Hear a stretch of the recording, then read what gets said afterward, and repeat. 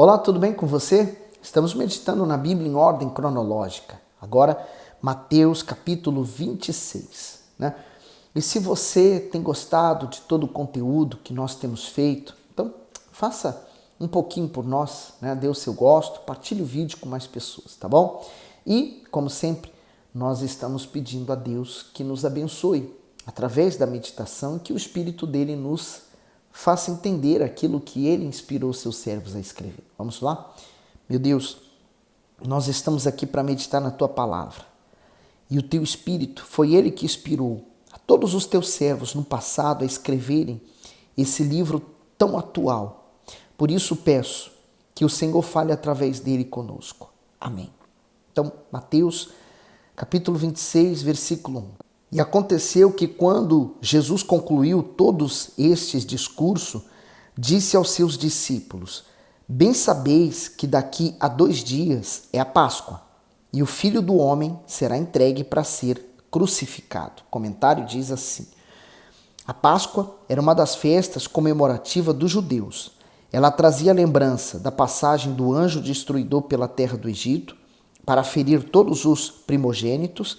No entanto, os filhos de Israel foram guardados, pois tinha a marca do sangue do cordeiro nas ombreiras de suas portas. Êxodo 12, capítulo 12. Da mesma forma, o Senhor Jesus é o Cordeiro de Deus que foi sacrificado por nós. O seu sangue nos purifica dos nossos pecados e nos livra da morte eterna. A morte de crucificação era a morte instituída por Roma para os piores criminosos, para aqueles malfeitores da pior índole. E Jesus estava dizendo que ele morreria dessa forma. Então imagine, né? Na cabeça dos discípulos o que estava se passando naquele momento. Aquele Jesus que eles viram curando, libertando, andando sobre as águas, multiplicando pães e peixes, agora dizendo que morreria na cruz como um malfeitor. Não combinava, não fazia sentido. De fato, Jesus iria fazer algo tremendo, que eles só poderiam entender mais tarde. A Páscoa, né? A Páscoa aqui nos dias atuais é completamente distorcida da realidade, né? É até uma heresia falar a respeito da Páscoa dos dias de hoje. A Páscoa real, a primeira Páscoa dos judeus, então é a libertação do povo do Egito, da terra do Egito, quando eles sacrificaram um cordeirinho e o sangue deles, eles marcaram as ombreiras das portas e comeram aquele cordeiro vestidos, prontos para saírem do Egito.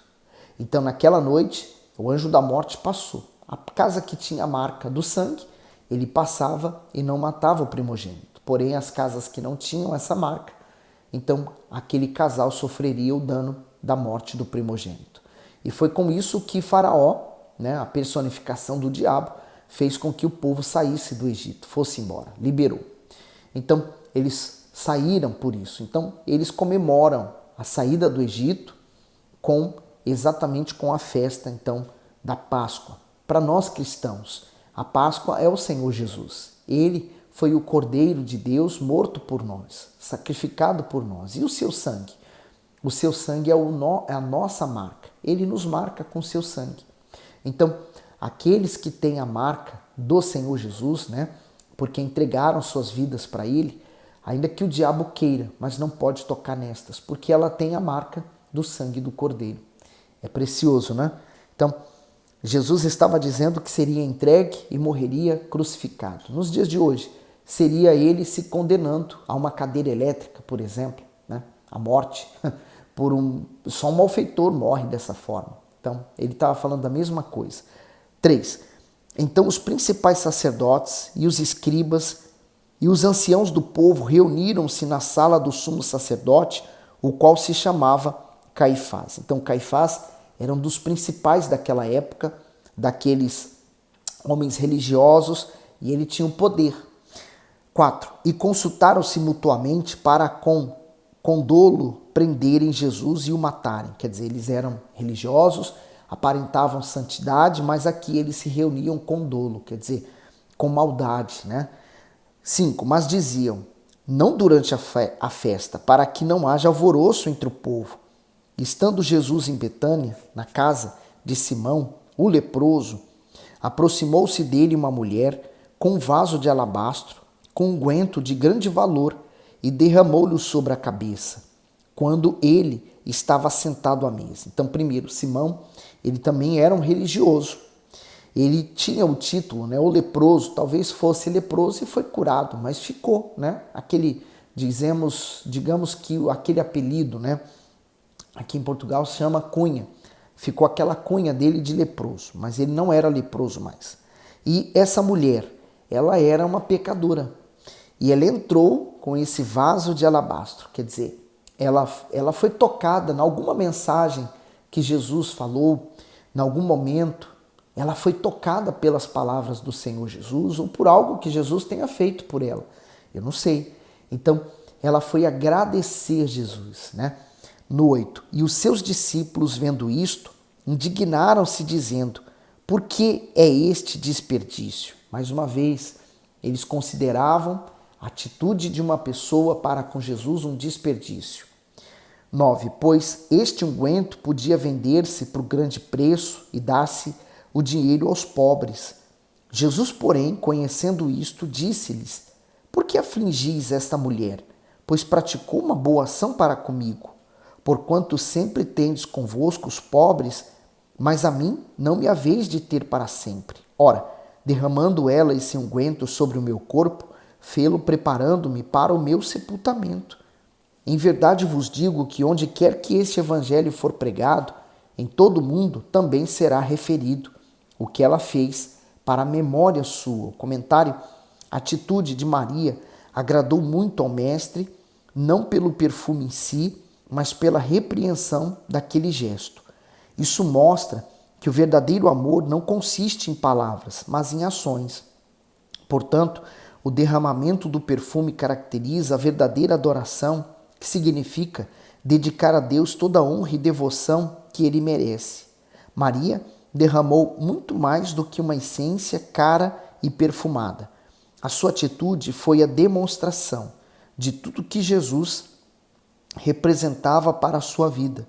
Por isso, ela abriu mão do que possuía de mais valioso para oferecer a ele.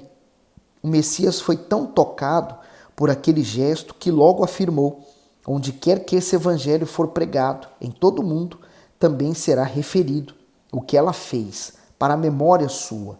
Deus nunca se esquecerá do que os consideram acima de tudo. E ali Jesus estava também já dizendo o que nós temos hoje na mão, né? Profetizando o evangelho, que quer dizer as boas novas, né? O Senhor Jesus, a sua crucificação, a sua ressurreição, são as boas novas do evangelho, né? Há salvação agora, e através de Jesus. No 14, então, um dos 12, chamado Judas Iscariotes, foi ter com os principais sacerdotes e disse: que quereis dar? E eu vou-lo entregarei. E eles lhe estipularam 30 moedas de prata. Então, Judas, ele se revoltou tanto, né, por Jesus ter deixado que ela desperdiçasse, né, entre aspas, aquele valor tão grande de perfume que poderia ser dado aos pobres, né, porque na verdade ele roubava a oferta. Então ele, tão revoltado, foi então negociar com aqueles que queriam Jesus, a morte de Jesus. Ele falou: eu vou lhe entregarei. E eles falaram: tá bom, nós te damos 30 moedas de prata. O que representava essas 30 moedas? Representava o preço de um escravo sendo livre. Era o valor que ele tinha que pagar pela liberdade dele.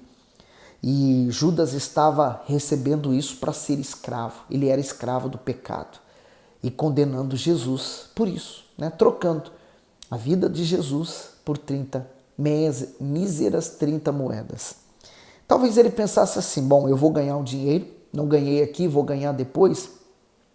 E como Jesus é poderoso, né? E como eu já vi muitas coisas ele fazendo, ele vai se livrar disso aqui. Não vão conseguir matar Jesus. Mas fazia parte do plano de Deus. 16.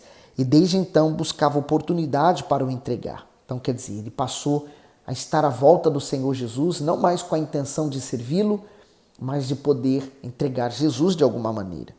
17. É o infiltrado, né? E no primeiro dia da festa dos pães ázimos, chegaram os discípulos a Jesus, dizendo-lhe: Onde queres que te façamos os preparativos para comeres a Páscoa?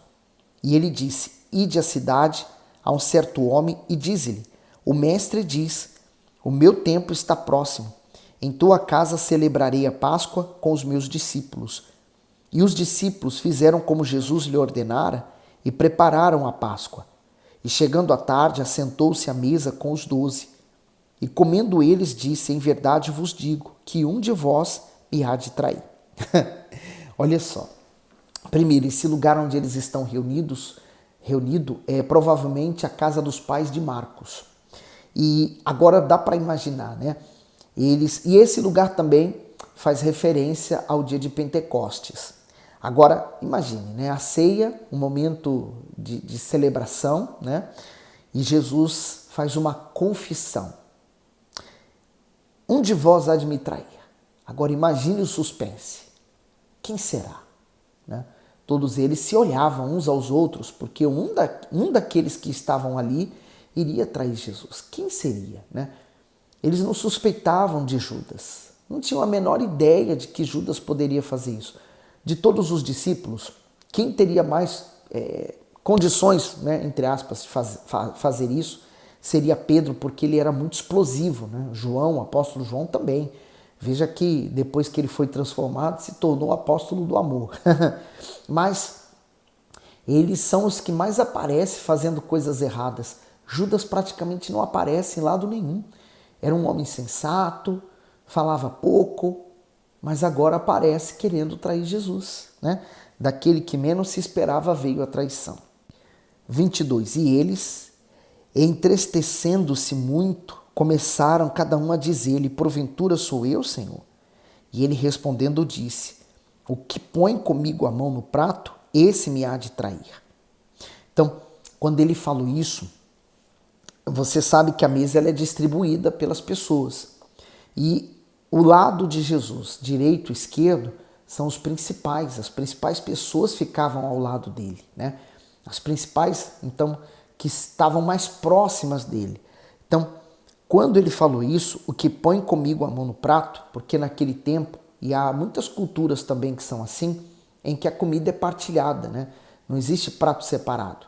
Então, eles vão comendo juntos, todos juntos no mesmo prato, na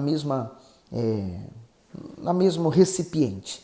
Então, com certeza, Judas estava ao lado do Senhor Jesus naquele dia, né? Estava comendo com ele, partilhando do mesmo prato. Dá para imaginar isso? 24. Em verdade, o Filho do Homem vai, como acerca dele está escrito. Mas ai daquele homem, por quem o Filho do Homem é traído.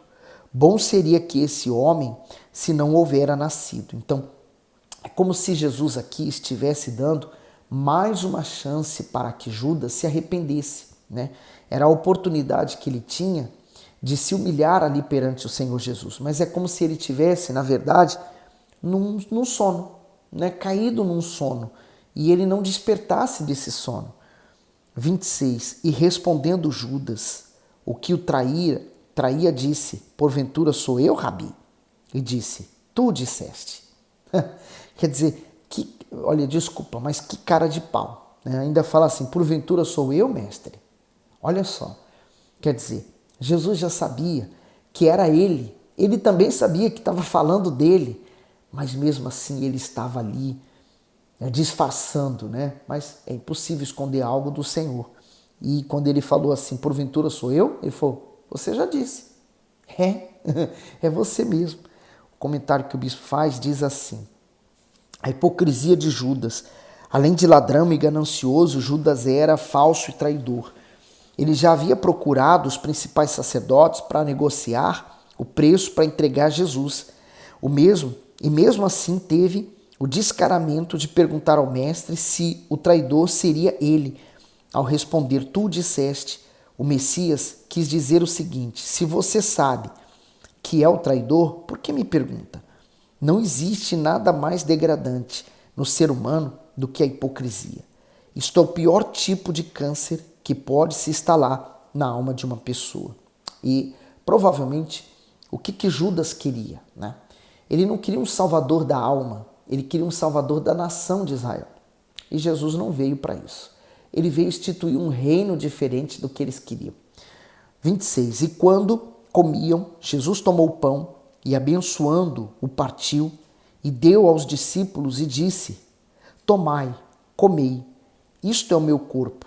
E tomando o cálice e dando graças, deu-lhe dizendo: Bebei dele todos, porque isto é o meu sangue, o sangue do Novo Testamento, que é derramado por muitos para a remissão dos pecados. Então, a Santa Ceia está sendo aqui instituída na igreja a partir de então.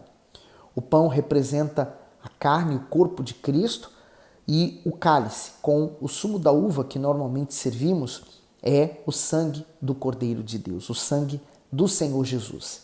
Então, a Santa Ceia é o momento de comunhão que nós temos com o Senhor Jesus. É nessa hora que nós reafirmamos a aliança que fizemos. Por exemplo, há pessoas que elas firmam uma aliança com o mal. Então, elas se mutilam, derramam o seu próprio sangue, dizendo assim: eu derramo o meu sangue, entrego minha vida a essa entidade para que isso tal assim aconteça. Então, normalmente, no pacto que a pessoa faz com qualquer encosto, ela precisa derramar o sangue dela, porque os espíritos não têm sangue, não têm carne, não têm corpo para fazer isso. Mas no sacrifício de Jesus, nós não derramamos uma gota do nosso sangue, até porque o nosso sangue continua sendo o sangue de um pecador, mas quem derrama é o sangue purificado, o sangue do Cordeiro de Deus, puro. Então, através do sangue dele, nós então somos salvos. Esse sangue nos purifica. Então, nós bebemos do cálice, bebemos da nova aliança, né? A velha aliança, Deus Pai, o Velho Testamento. Agora começa a nova aliança do Filho de Deus. 28. Porque isto é o meu sangue, o sangue do Novo Testamento, que é derramado por muitos para a remissão dos pecados. E digo-vos que desde agora não bebereis desse fruto da vide, até aquele dia em que o beba novo convosco no reino de meu Pai. Então agora foi instituída a Santa Ceia que fala sobre a remissão, né? Ele nos comprou dos nossos pecados e somente Ele seria capaz disso. Nenhuma atitude boa da minha parte seria possível trazer de volta a salvação. Não, somente o sangue do Cordeiro de Deus. 30. E tendo cantado o hino, saíram para o Monte das Oliveiras. Essa seria a noite em que o Senhor Jesus seria traído, né?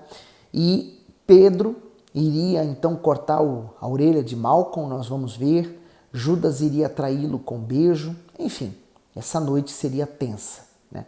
Então só está começando a Páscoa, a Páscoa do Cordeiro de Deus que tira o pecado do mundo. Bom, eu vou parar por aqui porque os próximos versículos vai tratar do que aconteceu agora na saída deles para o Monte das Oliveiras. E depois a oração de Jesus, o que Pedro falou, o que aconteceu, a traição. Nós estamos mesmo quase que acabando o Novo Testamento. Eu espero que você esteja gostando, até porque está bem longo, né, o Novo Testamento. Nós estamos lendo todos os livros ao mesmo tempo, mas é em ordem cronológica, por isso nós vamos salteando. Mas tem sido muito bom para mim. Espero que esteja sendo bom e proveitoso para você. Por isso, você não se cale. Fale para outras pessoas o que Deus está fazendo com você. Essa obra que Deus iniciou a partir do momento que você pisou seus pés na casa dele. A obra de salvação, de transformação, regeneração, ela começou em você, na sua vida, tá bom? Que Deus continue abençoando e iluminando você sempre. Fique bem.